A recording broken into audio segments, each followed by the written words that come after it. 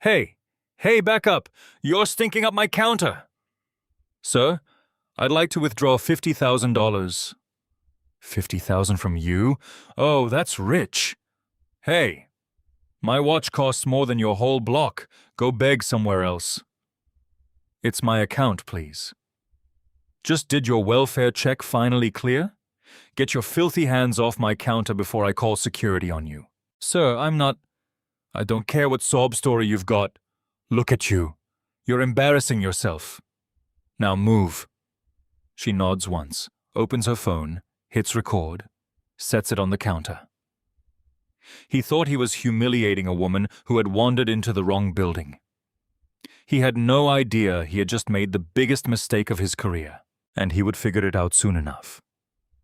To understand what just happened at that counter, you have to rewind. Back to the moment she decided what kind of morning she wanted this to be. Her name is Avery Langford.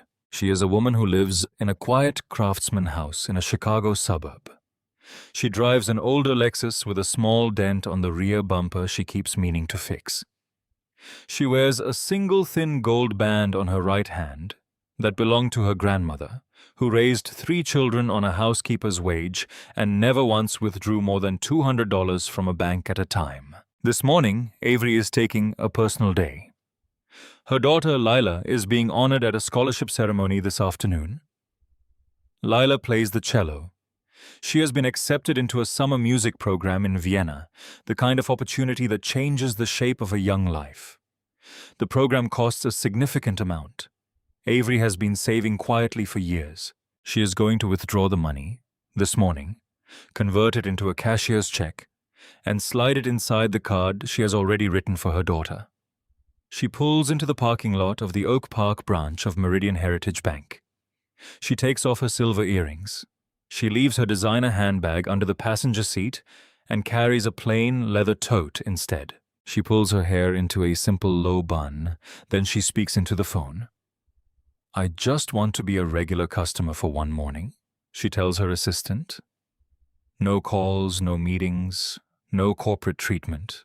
Just a mom buying her kid a gift. Her assistant laughs gently. Understood, Ms. Langford. That is the last time anyone calls her by her last name for the next several hours. The Oak Park branch is the flagship, built decades ago, with marble floors, brass fixtures, and a coin-counting machine near the entrance. The lobby smells of lemon polish and old money, and every inch of it assumes the people walking in already know they belong. On the east wall hangs a framed photograph of the bank's executive team. 7 people in dark suits. In the center, front row, is a black woman with a calm, steady gaze. This morning, the photograph is partially hidden by a seasonal display of white tulips. Avery notices the tulips. She does not say a word. At window 4 stands a young man named Travis Klein. He has been at the branch for some time. Months ago, he was passed over for a promotion he was sure he had earned. His HR file contains 2 informal complaints, both phrased gently, both unresolved. His phone is face up under the counter and he is scrolling through sports scores when Avery walks in. He does not take note of her. In the glass office at the back sits Randall Brooks, the branch manager. Near the atrium stands the security guard, Marcus Hale, retired from the force with years at this branch. He notices everything and says very little. And in the leather notebook in his breast pocket, he has been writing down things for years that nobody has ever asked him about. He sees Avery walk in. His back straightens. He recognizes her immediately. He begins to nod, and then Avery, without quite looking at him, gives the smallest shake of her head. He understands. He turns, repositions himself, and watches. 3 other people matter this morning. At window 2, an elderly white woman in a lavender coat chats quietly about her granddaughter's wedding. She has been banking here for many years. Near the teller line, a young Latina mother rocks a stroller. Her name is Mrs. Vargas. She just came in to cash a check. At window 1, A white businessman in a cashmere coat is finishing a transaction. He is withdrawing a large sum as a cashier's check. The teller smiles warmly. She does not ask for a second piece of ID. She does not ask about the source of the funds. She slides the check across the counter and calls the next customer. The next customer is Avery. Some mornings begin like any other. The light comes through the lobby windows the same way, and then someone, somewhere, decides without knowing it that today is the day they will learn what assumptions can cost. She steps forward, a withdrawal slip in her hand. She has no idea what is about to happen. Neither does he. Avery steps up to window 4. She places 3 things on the counter: her driver's license, her debit card, and the withdrawal slip she filled out in the parking lot. $50,000. Cashier's check. Her voice is warm, professional. Good morning. I'd like to convert this into a cashier's check, please. Travis glances at the slip. Glances at her. Glances at the slip again. His posture shifts. The scroll of his phone pauses mid-swipe. That's a large amount, ma'am. Yes, it is. My account shows the available balance. He types slowly, too slowly, then, I'm going to need a secondary form of ID. Avery slides her passport across the counter. He examines it, holds it up to the light like it is a counterfeit bill, then places it flat on the desk next to her driver's license and does not return either one. I'm going to need a third. Is that standard for this transaction? It is for me. She pulls out her work ID, generic, no title visible, just her name and a corporate logo. He looks at it, taps it with his pen. This looks pretty new. I renewed it last year. He sets it on the stack with the others. Now she has no identification. He has all 3 pieces of it. I'm going to need to verify your signature. He disappears into a back room. Avery stands at the counter with empty hands. The elderly woman at window 2 glances over, concerned. Mrs. Vargas pulls her stroller a half-step closer. When Travis returns, he is holding a clipboard. Ma'am, your signature today doesn't quite match the one on file. I've been signing my name the same way for 30 years. May I see the card? Can't show you that, ma'am. Security protocol. Then please let me re-sign. I already pulled it. It doesn't match. He does not offer her a pen. He does not offer her a new slip. He types again, slowly. His face has arranged itself into something close to a smile. I'm also seeing a hold on this account. There is no hold on my account. My screen says there is. May I see the screen? Can't do that, ma'am. Then please call the fraud department and have it cleared. They're on lunch. Fraud departments at national banks do not go to lunch. Avery knows this because she wrote the staffing policy. She blinks once, very slowly. Just one blink. Anyone watching closely would have seen her face change, just for a fraction of a second, and then settle back into calm. Because she has heard this before. She was 16 at a department store when she first heard it. She was 23 at the airport. She was 35 at a restaurant on her own wedding anniversary. And now she stands in her own bank. And it is happening again. Travis leans forward. His voice lifts just enough that the lobby can hear it. Ma'am, I'm going to need you to explain the source of these funds. They're my funds. They have been in this account for years. He smirks. Yeah, that's what a lot of people say. The businessman at window 1 turns his head. The elderly woman at window 2 looks down at her own hands. Travis's voice grows louder. Hey, back up. You're stinking up my counter. Sir, I only want to... I said back up. God, did you even shower? This is a private bank, not a homeless shelter. I'd like to withdraw $50,000. $50,000? From you? Oh, that's rich. Sweetheart, my watch costs more than your whole block. Go beg somewhere else. It's my account. Please? Just your account? Did your welfare check finally clear? Get your filthy hands off my counter before I call security on you. Sir, I don't care what sob story you've got. People like you don't belong in a room like this. Look at you. You're embarrassing yourself. Now move. The lobby has gone silent.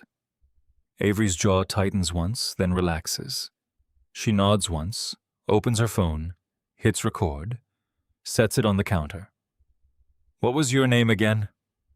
Oh, now you want my name? Go ahead. Travis Klein. Write it down, sweetheart. Won't change a thing. I'd like to speak to the manager. Fine, waste his time too. Randall Brooks emerges from his office with a practiced smile. He shakes Avery's hand without meeting her eyes. Travis leans in and whispers. Randall nods sympathetically at Travis. Ma'am, I understand there's some confusion. Our teller is just following protocol. For withdrawals of this size, sometimes we need extra verification. I've made withdrawals of this size at this branch before. Never with this process. Perhaps at a different institution? At this branch, last year. Randall glances at his screen. He does not actually check the record. He looks at it for a moment, then looks back at her. Why don't we step into my office? No, I'd like this handled here, in public, just like the gentleman at window 1 was handled. Randall's smile tightens. Then he shifts tactics. His voice turns warm, concerned, helpful. He leans forward slightly. Ma'am, I understand this is frustrating, but we can help you find a solution better suited to your needs. There are financial institutions that specialize in serving different communities. MoneyGram is right across the street, or our branch on the south side. You might feel more comfortable there. The lobby freezes. Even the businessman at window 1 lifts his head. The elderly woman at window 2 goes very still. Avery speaks slowly, carefully. You're suggesting I go to the south side because I would feel more comfortable there? I just meant those branches have staff who understand. Understand what, Mr. Brooks? Please finish the sentence. Randall is sweating now. Different types of customers. Travis, emboldened, tries to help his manager. Ma'am, people from that community often prefer faster cash services. It's not wrong to suggest. Avery turns to him. That community being which community, Mr. Klein? I mean people with different financial needs. Say it plainly. Which community? Travis opens his mouth, closes it, goes silent. Randall, desperate, pulls out his phone. Ma'am, as a gesture of goodwill, I can call you an Uber to a more appropriate branch. We'll cover the cost. Avery looks at him. She looks at him for a long time. You're offering to pay for a taxi to send me away. The elderly woman at window 2 audibly gasps. Mrs. Vargas puts her hand over her mouth. Marcus Hale takes one step forward from the atrium, and Avery, without turning her head, gives the smallest shake of her head. Not yet. She wants the record. Mr. Brooks, I'm going to ask you one more time. Process my withdrawal, or provide me written documentation of why you are refusing. Ma'am, we're going to have to decline this transaction today. Come back with additional documentation. What documentation? We'll be in touch. He has no answer. He is making it up as he speaks. Travis smirks. Randall tries one last thing. He leans in, lowers his voice to a near whisper, and says the sentence that will be played back to him while he stares at the table. Ma'am, your presence is making other customers uncomfortable. Avery blinks once very slowly. That is the only thing she does. She does not cry. She does not raise her voice. But her face, for the second time that morning, changes just enough that anyone who has ever stood in that exact place would recognize it instantly. Then she picks up her phone, still recording, and slides her 3 IDs back into her tote. She collects her withdrawal slip. She turns to face the lobby. Her voice is clear, unshaking, carrying to every corner of the marble room. I would like every person in this room to remember what they just witnessed. Thank you. The elderly woman nods slowly. Mrs. Vargas says, quietly but firmly, I saw it. Avery walks past the atrium. She stops in front of Marcus Hale. She reads his nameplate. Thank you for your service today. He nods once. She walks out. The glass door closes behind her with a soft, polite click. In her car, she sits perfectly still for several minutes. She does not cry. She picks up the phone. She makes one call. Claire, it's Avery. Convene the board today. Avery sits in the Lexus before she turns the key. She does not cry. She does not call anyone to vent. She does what she has always done when something breaks in front of her. She starts making the list of what needs to happen next, in order, without wasted motion. She calls her daughter's school first. Hi, this is Lila Langford's mom. Could you let her know her grandmother will be taking her to the ceremony this afternoon? Tell her I'll be there soon. Tell her I love her. She hangs up, takes one breath, then she makes 3 more calls back to back, each one lasting only a few minutes. The first is to Claire Bennett, her head of human resources. Claire, pull Travis Klein's file, Oak Park branch, window 4. Everything. Performance reviews, customer complaints, training records. I need it on my desk soon. The second is to Vanessa Reed, her regional vice president. Vanessa, something happened at the flagship this morning. I need you there. Bring Lydia Grant with you and pull transaction disparity data from Oak Park for the last several months. Flag rates, secondary ID requests, withdrawal denials, cross-referenced by demographic. The third is to Victor Lang, chair of the board. Victor, I'm going to need a board call. Not urgent in the legal sense, urgent in every other sense. I'll explain everything. By the time she pulls out of the parking lot, a chain of notifications is already moving through the bank's executive layer like a current under the floor. Back inside the branch, none of this is visible yet. Travis is still at window 4. He's laughing now, leaning across to the teller at the window 5, repeating the story with theatrical flourish. Did you see her face? The girl thought she was going to rob the place. I shut that down real quick. The teller at window 5 laughs half-heartedly. She is not entirely comfortable with the story, but she laughs anyway because Travis is the kind of person who makes it uncomfortable not to. In the glass office at the back, Randall is pacing. He has convinced himself that he handled the situation with grace and professionalism. He has a script he is rehearsing internally. Difficult customer, escalating behavior, corporate compliance. I protected the institution. He sits down at his desk. He opens his email. He tells himself he will draft an incident report later. He does not draft it. Marcus Hale, near the atrium, stands exactly where he has been standing. He has not moved. He is watching Travis laugh, watching Randall pace. Then, very quietly, he reaches into his breast pocket and takes out the small leather notebook he has kept for years. He clicks his pen. He writes down a single line. Window 4, Travis Klein, Avery Langford. Refused service, called names, manager backed teller. I am a witness. He slides the notebook back into his pocket. He does not say a word. Soon, Randall's email chimes. He glances at the screen. Branch visit today? Compliance review. No name attached, just the executive office. He frowns. He assumes it is routine. Compliance reviews come around regularly. He tells himself he will pull the training dashboard open before they arrive. He does not. A second email lands. This one is CC'd to Travis. Subject line, Transaction review, window 4. Travis reads it again. The smirk fades from his mouth slowly, the way air leaves a balloon with a slow leak. "Randall?" he calls out, no longer joking. "Randall, did you get this?" Randall walks over, reads it. His face does something Travis has never seen before. Meanwhile, downtown, Lydia Grant is pulling data.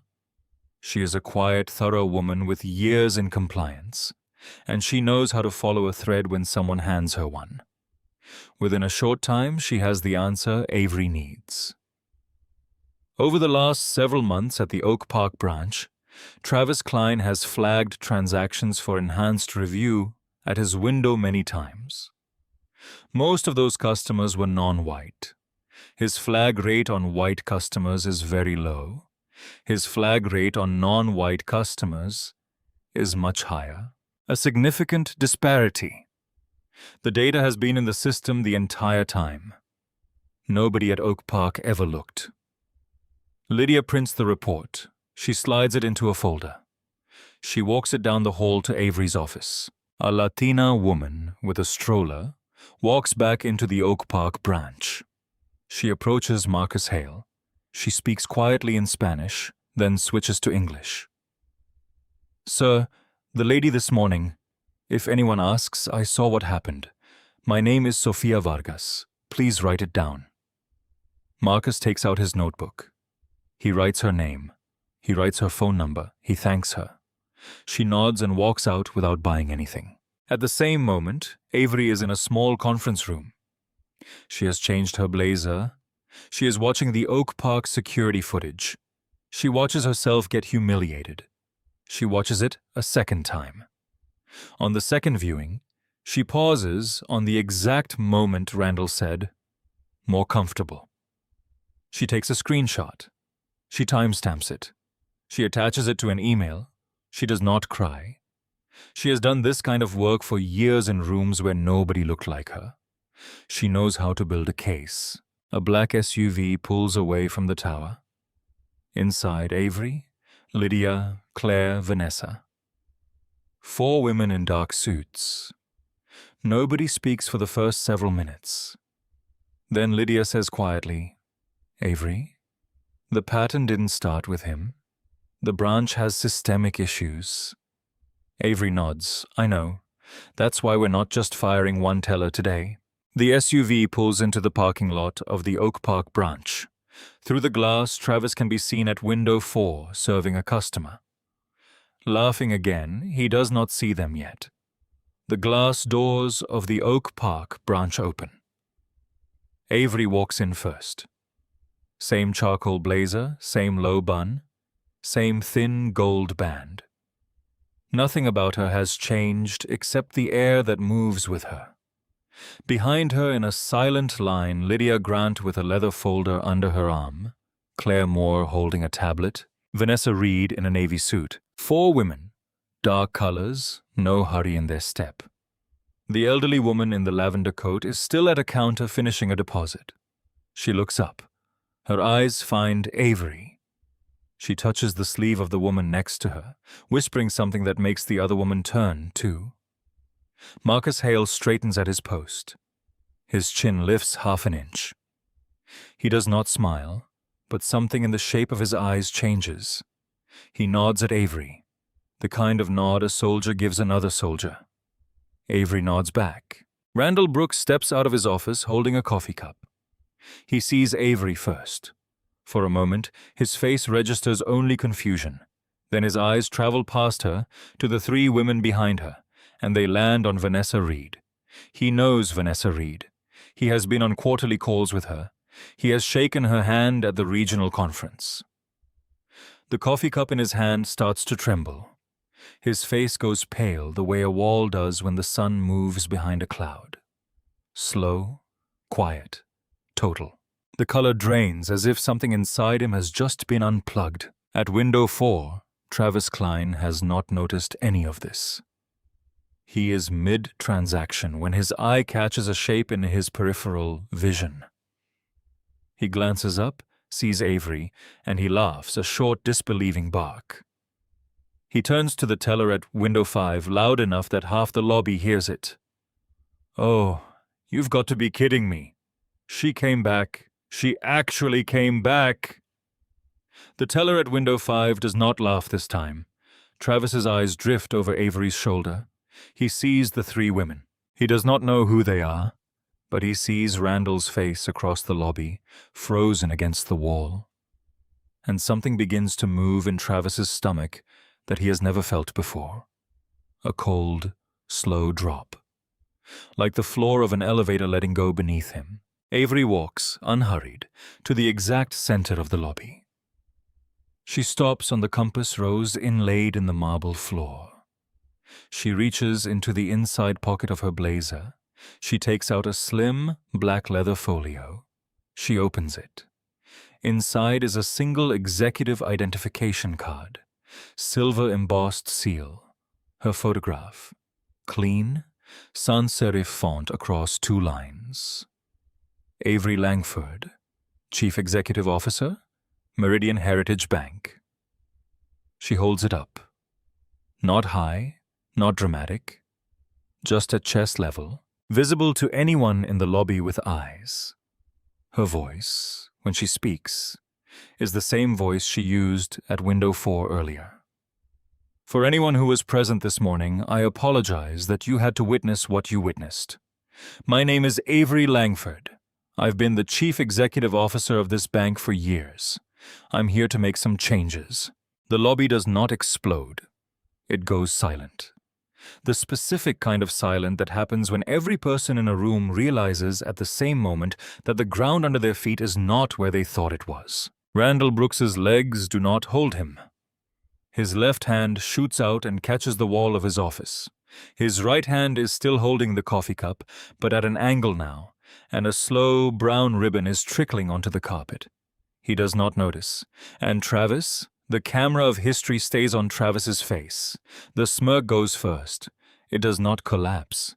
It just stops existing. Then his mouth opens very slightly. Then his eyes find the framed photograph on the east wall. The one he has walked past every working day. The one he never once looked at. And then back to Avery.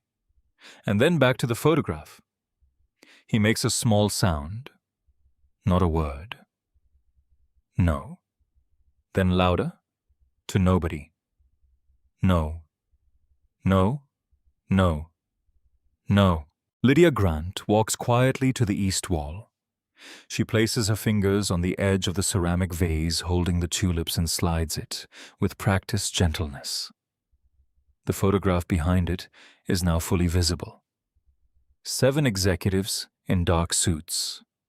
Front row center is a black woman with calm, steady eyes, looking directly at the camera. It is exactly the same face that is looking right now directly at Travis Klein. The photograph has hung there. The elderly woman in the lavender coat abandons her deposit. She walks across the lobby. She takes Avery's hand in both of hers. "I saw what happened this morning, dear. I saw all of it. I will tell anyone who asks." "Thank you. Would you be willing to give a statement?" "I would be honored to." Claire Bennett steps forward with the tablet. Avery turns to Travis. She walks 3 measured steps toward window 4. She stops on the customer side of the counter, the exact spot where earlier she was told she did not belong. She places her hands on the marble. She looks at him. His eyes are wet now. His voice is a cracked whisper. "Ma'am, Miss Langford, I didn't know. I didn't know who you were." Her eyes go hot. Not with anger, with something older and more tired. She speaks quietly, so quietly that every person in the lobby has to lean forward, which is exactly why she speaks that way. "That is the problem, Mr. Klein. You didn't know. Because you didn't ask. You looked at me, and you decided. You would have treated any woman who walked up to that window looking like me exactly the same way. My title should not have earned me courtesy. My humanity should have been enough." Travis's mouth moves. Nothing comes out. Avery turns from him. She addresses the room, her voice firm again. Mr. Brooks, step away from your office. Lydia Grant is now acting branch manager of this location, effective immediately pending a full review. Randall's mouth opens. Vanessa Reed, without looking at him, raises one finger. He closes his mouth. Mr. Klein, you are suspended, effective this moment, pending a disciplinary investigation. Marcus? She turns and her voice softens only slightly. Would you please escort Mr. Klein downstairs to the HRNX? He is to collect only personal effects. Marcus Hale's voice is quiet, steady. Yes, ma'am. It would be my pleasure. Some people think status reversal stories are about revenge. They are not. They're about what becomes possible when the person with the least assumed power turns out to hold the most actual power, and what that person chooses to do with it in the moments after everyone in the room finds out. The back conference room of the Oak Park branch has become the operational center of a bank-wide reckoning. Lydia Grant has set up a laptop and a small portable printer on the long oak table. She has spread transaction reports in 3 neat stacks. She has pulled a chair for Avery at the head of the table, another for Claire Bennett, and directly across from Avery, she has placed a single chair for Randall Brooks. Randall sits. He has not loosened his tie. He has not asked for water. His hands are flat on the table in front of him, palms down, the way a man places his hands when he is trying very hard to make them stop moving. Lydia walks them through the first findings. Over the last several months at this branch, Travis Klein has flagged many transactions at his window for enhanced review. Most of those customers were non-white. His flag rate on white customers is very low. His flag rate on non-white customers is much higher. That is a significant disparity, and she slides the printed chart across the table. Randall does not look at it. The data has been available in your branch dashboard, the dashboard you are trained to review regularly.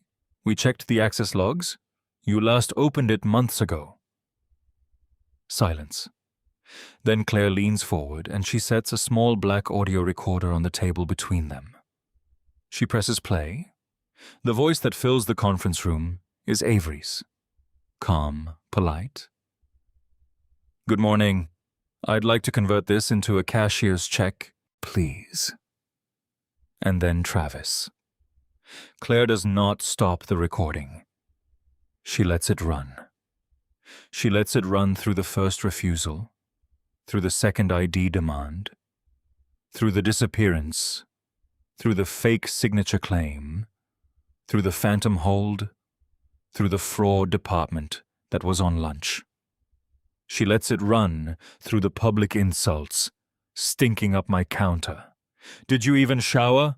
Welfare check. Filthy hands. People like you don't belong in a room like this. She lets Randall hear his own voice enter the recording, smooth and helpful, offering a branch on the south side where she might feel more comfortable. People who understand different types of customers, an Uber at the bank's expense. She lets it run all the way to the last line. Your presence is making other customers uncomfortable. And then she lets several seconds of silence play out after that before she presses stop. Randall has closed his eyes. He does not open them again for a long time. Claire's voice is level, almost gentle. Which is worse, Mr. Brooks? That recording is long. In those minutes, your teller executed several separate refusal tactics. You executed more. None of them appear in the Meridian Heritage Policy Manual. None of them match any training module we have ever issued.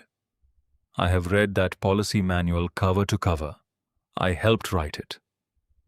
So, I would like to ask you, on the record, which protocol exactly were you following? Randall opens his mouth. He closes it. He tries again.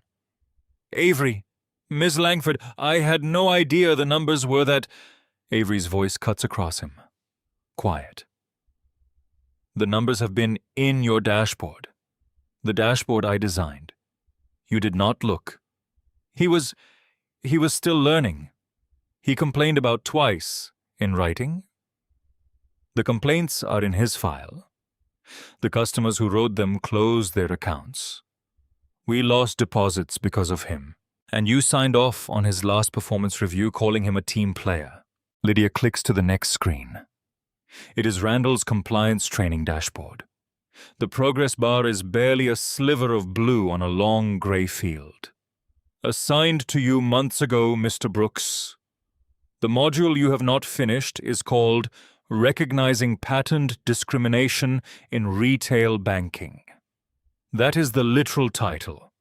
That is the training that would have taught you to recognize what was happening at window 4, in numbers so large a child could have graphed them. Randall looks at the screen. He does not speak. Then Claire does something very deliberate. She opens a separate audio file on her laptop. 3 clips, short ones. She plays them one after another, without comment. Our branch on the south side, you might feel more comfortable there. Different types of customers. Your presence is making other customers uncomfortable. The 3rd clip ends. The room is silent. Lydia does not look up from her notes. Avery does not blink. Claire leans back in her chair. Mr. Brooks, would you like to explain to the board in your own words what you meant by each of these phrases? Randall opens his mouth. Nothing comes out. His hand moves to his collar, stops halfway. Avery speaks softly without heat. That is what I thought. Down the hall, in a smaller room with beige walls and fluorescent lights, Travis Klein sits across a metal table from Claire Bennett and an outside employment counsel. Travis has been crying. His eyes are red. His nose is running. He has a paper cup of water in front of him that he has not touched. I didn't mean it the way it sounded, he says. I was having a bad day. I was stressed. I have been stressed for months. I got passed over and Claire does not raise her voice. She never does. Mr. Klein, we are not here to assess your intent. We are here to assess your conduct. Your conduct was documented by the customer, by the security camera, by a witness in the lobby who has already provided a written statement. Several refusal tactics, all on audio, all against a customer whose funds were legitimate, whose identification was legitimate, whose signature was legitimate, and whose account history was spotless. I'll apologize. I'll write her a letter. I'll do sensitivity training. You are being offered the opportunity to resign in lieu of termination for cause. If you resign, this institution will not pursue civil action against you for reputational damage. If you refuse, we will terminate for cause. Your non-compete is forfeit. Your severance is forfeit. Any future employer who calls this institution will be told the truth. You have time to decide. She stands, she walks out. The counsel closes the door behind her. Avery takes a video call in the main conference room. Board members on the screen. Victor Lang is the first to speak. Avery, some of the board is asking whether a public statement is wise. The exposure already happened. In the flagship lobby of our oldest branch. The only question is whether we lead the narrative or chase it. I intend to lead it. A long pause. Proceed. I am not finished. The room quiets again. We are not just firing one teller. We are not just demoting one manager. We are ordering a full audit of all branches. Every teller, every supervisor, transaction data, disparity analysis across race, gender, and primary language. Lydia will lead it. External auditors will verify. Findings will be published internally and summarized publicly in this institution's annual social responsibility report. We are opening a direct-to-HR and direct-to-compliance whistleblower channel that routes around branch management. And we are establishing a customer restitution fund for every person who was unjustly flagged or refused service. Silence on the line, then Victor, quieter. Approved. All of it. Lydia pulls up the list. Customers flagged by Travis Klein, names redacted for privacy. Avery makes one more decision, aloud into the room. I want a personal letter of apology to every name on that list, signed by me. I want their accounts audited for any fees incurred as a result of these delays. I want the fees refunded with interest. I want a dedicated customer relations hotline opened. And I want Mrs. Sofia Vargas, the woman with the stroller in the lobby this morning, contacted personally by me. She was willing to be a witness. That matters. Claire nods, writes it all down. It is at this moment that Marcus Hale knocks once on the conference room door. He has his hat in his hand. In his other hand, he holds a small leather notebook. He places the notebook gently on the table in front of Lydia. He does not sit down. Ma'am, there's more in there than what happened today. Lydia opens it. She reads the first page, turns to the second, then the third. Her face changes slowly. She looks up at Avery. There's a lot more. Avery turns to Marcus. Her voice is soft, careful. Marcus, why didn't you report any of this before? He looks at her, years of patience behind his eyes. I did, several times. To Mr. Brooks, the reports don't exist in the system. Across the room, Randall Brooks puts his head in his hands. Claire makes a note on her tablet. She looks at Avery. Our current whistleblower process routes through branch managers for initial intake. A guard reporting a manager has no path up. Then we close that gap today, Avery says. Effective immediately. Guards, operations staff, custodians, part-time tellers, any employee of this bank, any badge number, any shift has a direct channel to HR and compliance that does not pass through branch management. That goes in the memo tonight. Travis Klein returns to the small beige room. He signs the papers. His hand shakes. As he stands to leave, he looks at Avery, not quite in the eyes, and says, so quietly, she almost cannot hear it. I'm sorry. Avery nods once. She does not say it is okay, because it is not. I hope you do the work, Mr. Klein. Not for me. For the next person you meet. The branch is closed for the day. The cleaning crew moves quietly through the lobby. Avery stands alone on the marble compass rose where she held up her credentials earlier. Marcus Hale walks up beside her carrying 2 paper cups of coffee. He hands her one. They stand there together side by side, looking at the counter where she was told to try the check cashing place down the street. You okay, ma'am? I will be. Marcus, thank you. For the notebook. For everything. Marcus takes a slow sip of his coffee. His voice is steady, quiet. It carries the weight of a man who has been carrying something for a very long time. Years is a long time to wait to be asked. The next morning, every employee of Meridian Heritage Bank opens an email with the same subject line. A message from your CEO and a commitment. In it, Avery Langford tells the story plainly. She does not use names. She does not sensationalize. She describes what happened to her at her own flagship branch. She describes the separate refusals. She describes the language she was called. She describes the moment she was offered an Uber to a branch on the south side where she might feel more comfortable. She writes in the closest thing to anger she has allowed herself. I was refused service at my own bank. I am the chief executive officer. Imagine what happens to people who are not. Then she lists the commitments.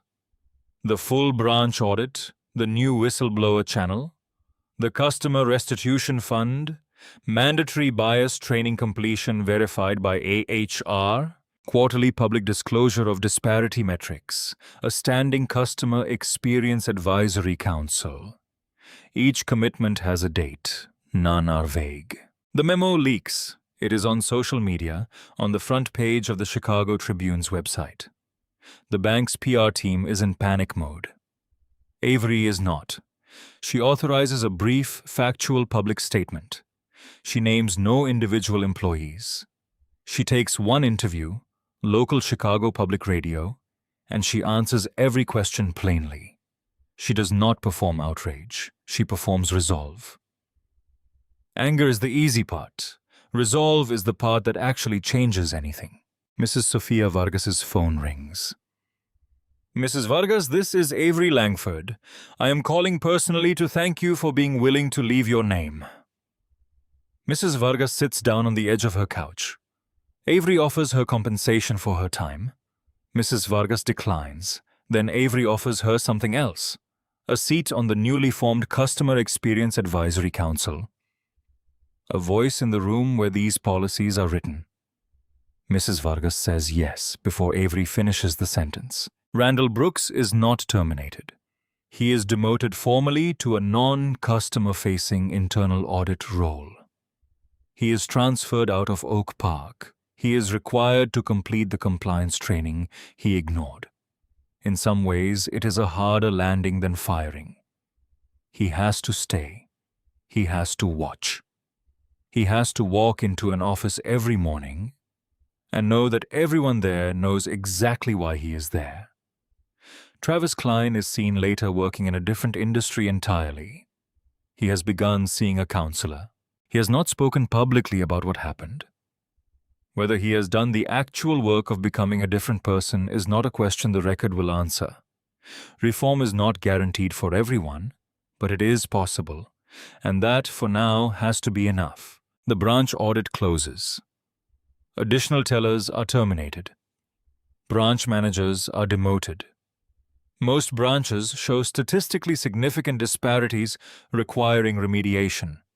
One branch shows none. Its staff is flown in to serve as the internal model for retraining. The audit is published. Industry press picks it up.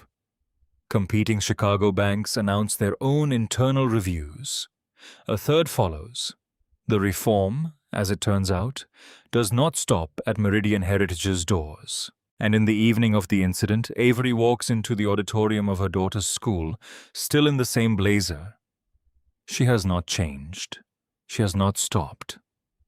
Lila is already on stage. She sees her mother in the back row. Her face breaks into the specific smile that is reserved for one person in the world. Later in the car driving home, "Mom, how was your day?" Avery glances at her daughter. She smiles, small and tired and real. It was a day. A pause. The streetlights slide across the windshield. "I'm proud of you, baby." "I'm proud of you too, Mom." Tonight belongs to Leela. This story took place in Oak Park, Illinois, on an ordinary morning. But it could have taken place in Atlanta, in Houston, in Portland, in Phoenix, in any branch of any bank, in any lobby, on any day of any week. What makes this story different is not that it happened. Stories like this happen every single day in buildings exactly like that one to people whose names we will never learn because they did not walk in with a credential in their pocket. What makes this story different is that the woman it happened to had the power to change what happens next. Most people don't. That is why the change cannot only come from the person being harmed. It has to come from somewhere else, from policy, from witnesses who decide to speak up instead of looking at their shoes, from colleagues who refuse to laugh along with the bad joke, from customers who walk back into a lobby the next day and say, "I saw it, and I will give my name." Somewhere in the Oak Park branch, Marcus Hale is still standing at his post, still watching, still carrying a small leather notebook in his breast pocket. Although now it is mostly empty, because the things he used to write down there now have a direct channel to people who will actually read them. Years is a long time to wait to be asked. The lesson of this story is not that one woman walked into her own bank and made it right. The lesson is that a guard kept a notebook. And one afternoon somebody finally opened it, and every word inside it counted. Be the person who opens the notebook. Be the person who asks. Avery Langford still banks at the Oak Park branch. The tellers know her now, not because of her title, but because of who she is when her title is not in the room. The framed photograph on the east wall is no longer partially hidden by tulips. The display moved. Some things change because someone insists quietly that they change. Justice is not a single moment. It is 1,000 quiet choices repeated daily by people with no special access. So, I want to ask you something. Sit with it for a second before you scroll.